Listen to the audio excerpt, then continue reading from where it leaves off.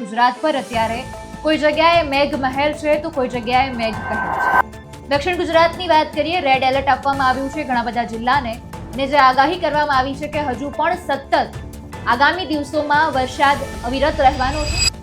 મેઘરાજા દક્ષિણ ગુજરાતને અત્યારે ગમરોડી રહ્યા છે. વલસાડમાં તો આભ ફાટ્યું છે. નમસ્કાર, આપની સાથે હું આકાંક્ષા. તમે જોઈ રહ્યા છો રાજકોટ. વરસાદના સમાચારની વાત કરવી છે. ગુજરાત પર અત્યારે કોઈ જગ્યાએ મેઘ મહેર છે તો કોઈ જગ્યાએ મેઘ કહેર છે. દક્ષિણ ગુજરાતની વાત કરીએ, રેડ એલર્ટ આપવામાં આવ્યું છે ઘણા બધા જિલ્લાને, અને જે આગાહી કરવામાં આવી છે કે હજુ પણ સતત આગામી દિવસોમાં વરસાદ અવિરત રહેવાનો છે.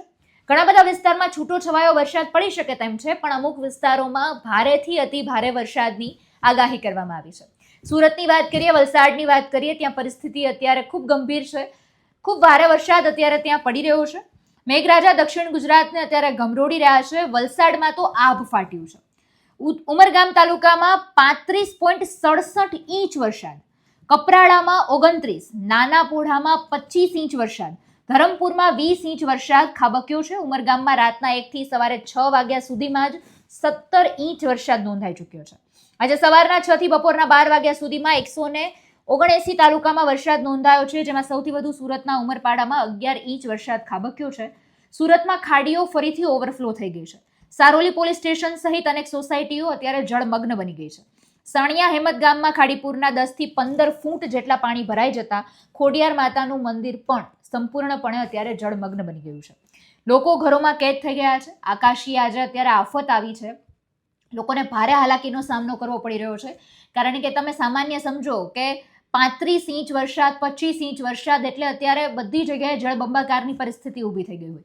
સોસાયટી હોય, કોઈ પણ રહેણાંક વિસ્તાર હોય, ખાડી હોય, કોઈ પણ જગ્યા હોય, બધી જગ્યાએ અત્યારે એટલા પાણી ભરાઈ ગયા છે. 7 ટ્રેનો અત્યારે રદ કરી દેવામાં આવી છે. અમદાવાદ મુંબઈ રેલવે ટ્રેક પર પણ અત્યારે પાણી ભરાઈ ગયું છે. તેના કારણે અત્યારે 7 ટ્રેન રદ કરી દેવામાં આવી છે. 50,000થી વધારે તો મુસાફરો અત્યારે અટવાઈ ગયા છે.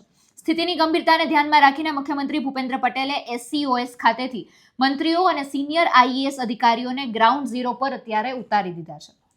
અમદાવાદમાં વહેલી સવારે 3:30 વાગ્યા આસપાસથી વરસાદની શરૂઆત થઈ હતી. ધીમી ધારે વરસાદ શરૂ થયો, ત્યારબાદ 9 વાગ્યા પછી મેઘરાજાની તોફાની બેટિંગની શરૂઆત થઈ. પશ્ચિમ વિસ્તારના Bopal, Jodhpur satellite SG highway અને આંબાવાડીમાં માત્ર 1 કલાકમાં જ 2 ઇંચ જેટલો ભારે વરસાદ ખાબક્યો છે. ધોધમાર વરસાદના કારણે બોપલના ઢીચણસમાં પાણી ભરાઈ ગયા હતા. સ્ટર્લિંગ સિટી સોસાયટીના ઘરોમાં પાણી ઘૂસી ગયા હતા. દક્ષિણ ગુજરાતમાં હવામાન વિભાગે હજુ પણ એલર્ટ કન્ટિન્યુ કરી છે, અને એ એલર્ટના પગલે જ મુખ્યમંત્રી ભૂપેન્દ્ર પટેલે ગાંધીનગર સ્થિત સ્ટેટ ઇમરજન્સી ઓપરેશન સેન્ટર ખાતેથી ઉચ્ચ સ્તરીય બેઠકનું આયોજન કરવામાં આવ્યું. રાહત બચાવ કામગીરીની સમીક્ષા કરવામાં આવી. તેમણે સુરત, વલસાડ અને નવસારી બધી જગ્યાએ કલેક્ટર સાથે સીધી જ વાતચીત કરી હતી, અને વહીવટી તંત્રને અત્યારે એલર્ટ રહેવા માટે સૂચનો આપી દેવામાં આવ્યા છે. અત્યારે હવે તમને સ્ક્રીન પર જે દ્રશ્યો બતાવી રહ્યા છીએ, વલસાડના છે, સુરતના છે, નવસારીના છે. ભારે તકલીફ, હાલાકી અત્યારે ત્યાં પડી રહી છે. બધી જ જગ્યાએ તમને માત્ર પાણી જોવા મળે. આટલો બધી હદે અત્યારે વરસાદ પડ્યો છે, અને હજુ પણ વરસાદ શરૂ છે. એટલે મેઘરાજાનો આજે કહેર છે, ક્યાં સુધી વર્તાવાનો છે દક્ષિણ ગુજરાત પર, ક્યાં સુધી આજે અત્યારે આભ ફાટ્યા જેવી પરિસ્થિતિ છે, તોડાવાની છે, અને લોકોને હજુ કેટલો વેઠવાનો વારો આવશે તો હવે આવનારા સમયમાં ને કુદરત ઉપર આધાર રાખે છે. સમગ્ર મુદ્દાને તમે કઈ રીતે જોવો છો એ કમેન્ટમાં જણાવજો. તમે કયા વિસ્તારમાં રહો છો, ત્યાં કેટલો વરસાદ છે, જરૂરથી અમને જણાવજો. ફરી મળીશું વરસાદના સમાચાર અને હવામાન વિભાગની આગાહી માટે. હવે મને રજા આપશો. નમસ્કાર.